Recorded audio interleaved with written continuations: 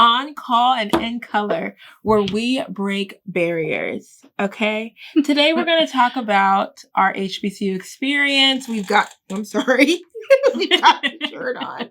Sorry, a PG. But yes, we've got our alma mater shirts on. And of course, I went to Hampton and North Carolina Central University. Yeah. One thing Tati's going to do is say the whole name. Yeah. I just, Hampton enough said, but no, I'm just kidding. Okay. But yeah, so we're going to talk about our experience and all that going to HBCU entails. So Tatyana Dunn, tell me about your experience. Yeah. So, okay, so I guess my why I chose an HBCU. So, funny enough, I didn't even know what an HBCU was all of high school. Not until my senior year, my best friend was like, "Oh, I'm looking at going to A&T," and I was like, "Oh, okay." She was like, "Yeah, I want to go to an HBCU for sure." And I'm like, "Oh, okay. What's an HBCU?" And she was like, "Girl, you don't know what HBCUs?" I'm like, "No." Mind y'all, my family is Native American. My dad is half Black. So that was never a conversation, growing up in my house, what a HBCU was, let alone, college, really. They talked about college. My sisters went to college, and they wanted me to go to college. But it was never you should definitely look at these schools. These are HBCUs. Come to find out, because my parents didn't go to four-year universities. They both have associate's degrees, but do very well for themselves. So shout out to them. My dad did originally. So my parents are older. My grandparents, I only have one grandma left, and she's 95. So that speaks to how old they are, real old school. And my dad, his dad was like, "Okay, you're 18. You done with high school. You got 3 options: military, job, or school." So he actually went to Norfolk State in Virginia. Nice. Hey, shout out Virginia. Yeah, but back then he couldn't afford it, so he did end up having to drop out. So when I went home and I was like, "What is these HBCUs?" They were like, "Oh, yeah, I went to Norfolk State. You should look it out. Check it out." And so started looking into it, and I think I applied to NCCU, Fayetteville State, and Winston-Salem University, and I got accepted into all of them. But what made me go to NCCU was the pipeline program that we talked about in episode 1. I saw that and I was like, "Yeah, I want to be a doctor. This look good. Let me do that, Yeah. And then I did a tour, and it felt so homey. I felt like I fit right in. Everybody just took me in and embraced me, and I really did appreciate that. Yeah, I love Central. I had the best, I don't want to say 3 years, but technically 4, but technically 3 at the same time, because we did the program and had to leave. But yeah, my forever friends I met there. For instance, our producer, she went to North Carolina Central with me, and we did a bridge program into college, did a bridge program into medical school, and we're still together. So it's I feel like you build lifelong relationships at a HBCU, and the attention that I was able to get from my professors, them knowing my name, being in smaller classrooms, having more just attention put on me and more nurturing, I feel was really key to my growth in college. I feel like I grew a lot. I learned how to be independent. I learned how to be professional. I just learned so much. And HBCUs are so underrated in this country.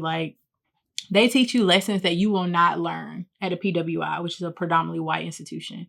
So yeah, I think that was pretty much my why. And why? Question: why did the 3 schools you applied to, were they only HBCUs? No, so I also did apply to I applied to UNC Pembroke. I applied to East Carolina University. I applied to UNC Charlotte. And then, but when I got accepted, so I remember Central emailing me actually, and I got that early application. I did the early application and I got accepted early.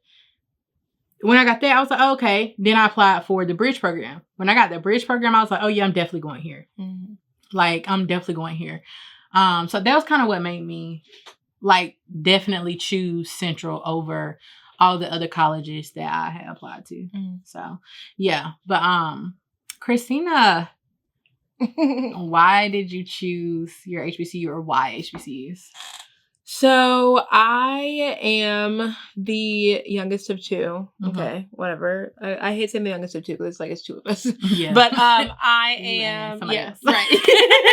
But my sister is 4 years older than me, and she went to A&T, which is Tatyana's rival school. Yeah. But she went on a tennis scholarship, and I remember her just talking about like wanting to go to an HBCU. I think at one point she was looking at like UVA or whatever, but she was like, I want to go to HBCU all of a sudden. I did not know what an HBCU was at 14. Mind you, my parents... Both of them. Yes. Okay. Both of them. Yeah, both of my parents went to Hampton. Okay. My dad went for continuing ed. He actually went to Christopher Newport in Virginia for a little bit. Ended up leaving school and then like finishing his degree later. I think he was like 40 when he finished his degree or something. And then my mom went, a typical 4-year college. I also lived on Hampton's campus because both of my parents worked for Hampton. I also was a homecoming baby. I was at almost every homecoming for most of my life.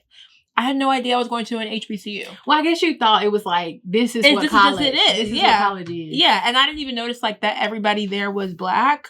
I just thought, okay, like people are here. Yeah. I'm Black people are here. Like I just didn't think about it, or at least the historical context of HBCUs. But when my sister went, I was like, oh, okay, like I'm gonna go to HBCU too. Like I had more, an idea of what it actually was, not in the 80s when my mom went, but like current times of HBCUs. And then I also, for context, lived in a very white area and a very, I wouldn't say it was conservative. It was like 80-something% Trump voting because I went to school during Trump's first election. Oh my God. Yeah. So considering that I experienced a crazy amount of traumatic things at my school, I was like, I actually have to go to HBCU. Like I cannot do this. I applied to 3 schools, UVA. No, I applied to 4 schools: Howard, Hampton, UVA, VCU. I applied to UVA to basically prove to them white folks that I could do it because it's like the top institution in our state. And people were hating on me saying I got in for affirmative action. Oh, I hate that. Yeah. Meanwhile, my SAT scores were higher than theirs, but whatever. I was class president. Like I would have gotten in if I was white, Black, Asian, whatever. But anyways, so I applied there. I applied to Howard because I was like feeling DC. I still love DC, but Howard had a lot of scandal going on with financial aid and stuff. So I was like, can't go there. Spelman was not going to give me money. And I knew I wanted to get money from the school I went to because I knew I wanted to go to med school. And I knew that was going to be some money that I wouldn't have. So yeah, Hampton gave me a buku amount of money. Like it was crazy. And I was like, oh, I'm going. And then they eventually gave me a full ride for the STEM Scholar program that I ended up leaving freshman year, but that's another story for another day. Yeah.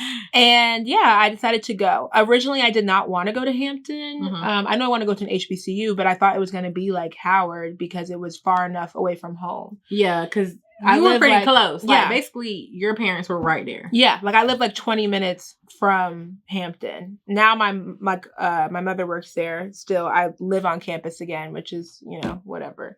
But yeah, I didn't want to go there, but the money was good. And then I came for honors visitation weekend, which is like an early acceptance weekend where they basically are like, here's how the school is, come to our classes, shadow, and then, see if you like it here. And they give you like a little scholarship award ceremony, whatever. And I had a blast. I met so many cool people. I felt at home, like you said. I felt like it was like a family vibe. It's warm. Yeah. And it was very different being a student there or a potential student versus being a alumni's kid. And I felt like I got that perspective that weekend. So yeah, that is why I chose my HBCU and also why I chose the HBCU in general.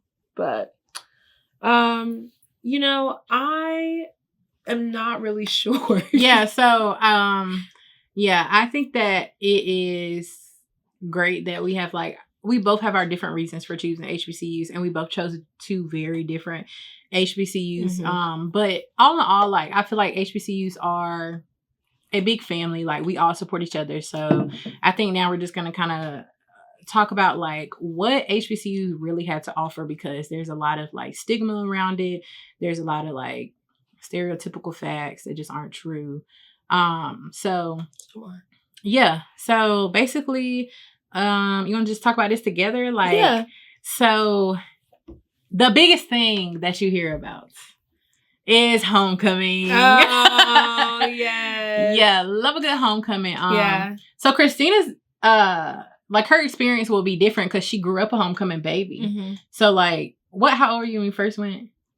I can't even remember. Oh, yeah. She probably was in the daggone car seat, at the homecoming. But for me, like my first homecoming, I didn't even really understand like what homecomings were until I got to Central. And you know, you're in fall semester, everybody like, girl, we gotta get our fits for homecoming. We gotta figure out what we gonna wear. Like, we gotta get our tickets for this, that, and the third event. Like, and you know, back then you used to have them student packages. Now, as an alumni, to buy them individual ones? Yeah. Oh my God. I bought like an $80 ticket this past. So expensive. Yeah. So expensive. I didn't even go to the party. That's crazy. I missed some student packages. I ain't gonna lie. Like, but yeah, so homecoming at HBCU is like a literal all week event. Like Sunday to Sunday. Sunrise to sunset. Yes. There's a different event every day. So like some of them are like, I know we had gospel concerts, a hip hop concert. It's normally around like end of October, beginning of November. So we would have a Halloween tent party. If it fell on Halloween. If it fell, right? We would have Halloween parties. There would just be like, so at Central, there's this thing called 1040. It happens like every Thursday, and it's like from 1040 until like nobody has class during that time, and everybody like comes to the Greek Bowl and like parties and stuff and has fun or whatever. And then after that, we probably go back to class. But during homecoming week, you know, some people would go back to class. Yeah, nobody go back to class. Yeah. Like, supposed to. But anyways, during homecoming week, we would have like 1040 at night, and it would just be this like huge party somewhere on campus. And what's some other events like that y'all had? We had the concert. We had fashion shows. Oh, yeah. Those are always fun. Yeah. Our like Miss Hampton and Mr. Pirate, like that wasn't necessarily during homecoming, but their coronation was, and everybody else's coronation was. You know, Black people are extra, so we have a coronation for the royal our court. You know, just some bougetto stuff. But yeah, we did that. What else? We had like, excuse me, on that first Sunday, like. I remember my freshman year homecoming, they had like a bonfire thing, but we couldn't have a bonfire that year because if you don't know, Hampton is on the water, and like Hampton Roads, the area is like a beach area, and it's a peninsulas everywhere, which peninsulas are land that's surrounded by three sides of the land that's surrounded by water. Damn near an island, but not. Okay. Geographical fact. But yeah, so it was too windy. We were on the water. We couldn't do the bonfire. Everybody was gonna catch on fire or something. I don't know. And we had it like in the parking lot right outside the student center, which it never really is, but it was so lit. I was amazed. Yeah. Wigs flying. Bras flying. Okay. People were having a good time. Yeah. And so that's something that we do, like a little like bonfire outdoor party on the first night of homecoming, and that's always fun. We don't have 1040s, we have 12 to 2s. They actually have recently changed it to 4 to 6 because we don't get class off. So professors were complaining after this has been around for decades, but professors were complaining like, bro, ain't nobody coming to class. Nobody's here, and they're definitely not here after 12 to 2, and they basically don't come at all because we need to look amazing for 12 to 2. Like, you got to pop out. So, but we don't do 12 to 2s for homecoming. We do 12 to 5s. And so there's like a bazaar. People have vendors, things like that. So that's always fun. But you know, the best part of homecoming is the tailgate. Okay? Yes, that food. It's gonna hit. The food, the drinks. Yes. The Greek drinks. I'll be going around like, who got the best? Okay, yeah. And then another thing at Central that's very unique is that we have the Greek Bowl. So like the night, you know, we have the game. Don't nobody really go to the game, but you know, our team, you know, MEAC champs last year and stuff. So yeah, great. You know, so a fantastic, like it was amazing for real. But everybody was like, dang, girl. Yeah, no, everybody was at the game like this year and stuff like that. But mainly like we're at the tailgates. Yeah. And so basically, yeah, so basically after the game, we all go to the Greek Bowl, and it's just this big party. And mind you, when we talk about homecoming, like at PWIs, I think it's like a day, maybe a weekend. It's like the game. And it's really just the students. But like at HBCUs, I'm talking everybody come back. I'm talking like 70-year-olds coming back, meeting up with their classmates. Yeah. Like, that's just one of the beautiful things. Other things that HBCUs offer, like Christina went on a full ride. I went on a full ride as well, but I used a lot of supplemental like scholarships. So like Thurgood Marshall and stuff like that, where they like only basically support HBCUs. So that's kind of a highlight and stuff like that. Academic scholarships, alumni scholarships. Yeah. You know, and a lot of people like to think that our education isn't good quality, baby. Our education is really good. It is. What the problem is that they're undersourced. You know, we don't have as much resources because America. Yeah. Like if it's a black school, they're not about to give you any money. Unless you are affiliated with the state, you can get some more money. Like, for example, A&T is, I don't know, Central, I don't know. But A&T is technically a state school. So they get more funding. So, like, that's nice. Hampton is private. So you are relying solely on alumni. And then if you also think, just if we're really breaking it down, if I am a black student, the odds of you being a first-gen student are significantly higher than if you are white. Then you're giving back to your family, helping them out once you get some money. So you don't even keep that wealth. And you're just like constantly put further back, even if you do get your education. So who's going to give to their school? They're going to give to their family or their savings account or a house or whatever. So it is like cyclical in the fact that black folks have less wealth, less generational wealth, and then thus cannot give $2 million donations like some of these PWIs get, you know? Yeah. Black and brown people are essentially like 50 years behind. So that really... Hundreds. Yeah, speaks to volumes or whatever. Yeah. But yeah, like my HBCU and Christina's HBCU got us here. And we're at a, you know, one of the best educating schools that we can be at in the U.S. So that's pretty significant. And a lot of people think, you know, we're underrated, but HBCUs are not. They're amazing places to go. Amazing people are there. Lifelong friends. Such memorable experiences. So make sure you're getting your resources and your facts from someone that actually went to a HBCU, because I'll hear a lot of kids say like, oh yeah, I heard this, that, and the third. And I'm like, who you hear that from? They'll be like, so-and-so. And I'm like, oh, did so-and-so go to HBCU? No, but they said, nah. Yeah. Yeah. So would you change anything about your experience? You know, I loved my HBCU. Yeah. I did. And I wouldn't change like where I went, because then I wouldn't have met the people I met. Like you said, thanks. Like I wouldn't have had the experiences that I had. And I just loved like my experience. Wouldn't be here. Yeah. Wouldn't be here. However, Hampton is one of the HBCUs. They call it like Black Ivy League. That's fake, you know. It's nice. It's a nice sentiment. But I, as somebody who identifies more with anti-capitalism, really am bothered by the elitist nature of some of these Black Ivy League schools. For example, Howard, Hampton, Morehouse, Spelman. It's a lot of folks who come from very either, I wouldn't even say privileged backgrounds, but maybe so, especially in the Black community. If we're doing it comparatively, then privileged backgrounds who... That's where they're going to go. Yeah. Yeah. Because it costs money to go to a private school. And who's going to go? Folks that can pay, or folks that are interested in taking a crap ton of debt, you know? Or people with scholarships like myself. So I think there was a lot of like elitist behavior at Hampton, and I've heard other people say similar things about other private institutions that are HBCUs, where folks just kind of were like, you know, it kind of makes you be like, yeah, like a little uppity, a little like, you know. And let me tell you, like I feel like I got a lot of learning out of that in terms of like, if you're an it girl, like be an it girl kind of thing, like own it.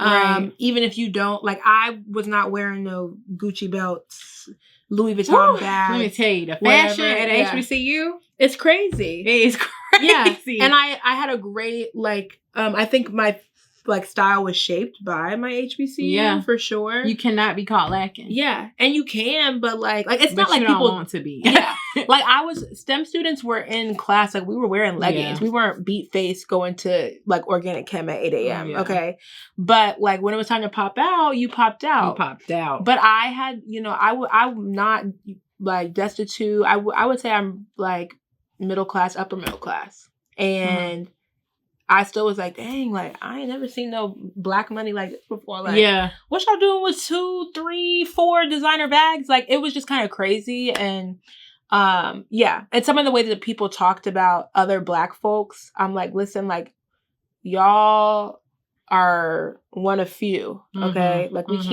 can't poo-poo on other people in our community that are struggling. That's what I noticed. I felt like in terms of black elitism that I didn't like about the private institution. If you're looking for more of a like homegrown, like down to earth type folks, you can find it. You can find it. Like I found my people at Hampton, and it's like not necessarily like the norm, but it's not a minority, But if you are looking for a different experience, then like I would go on TikTok or whatever you use to get info and see what the culture is like. Some people like the uppity culture of Hampton. So I mean, and so I went to a state school, definitely not private.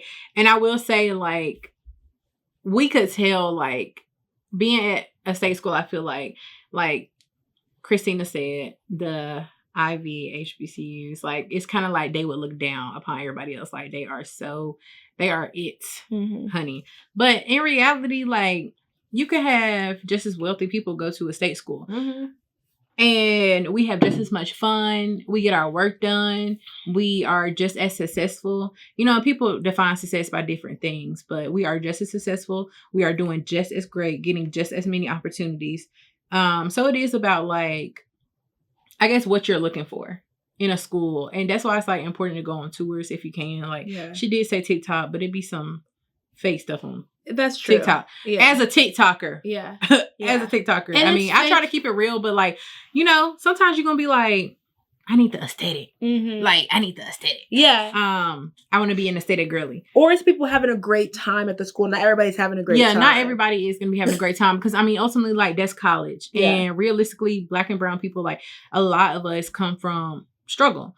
And so you get to these colleges and, most of the time, a lot of students are fending for themselves. So you're also in school, but you're also probably working. Like I had a job when I was at Central. So, I mean, it's all in all. But for me personally, I wouldn't change my experience at all. I loved it. It got me here. Like I definitely had some ups and downs, just like any regular college student anywhere would.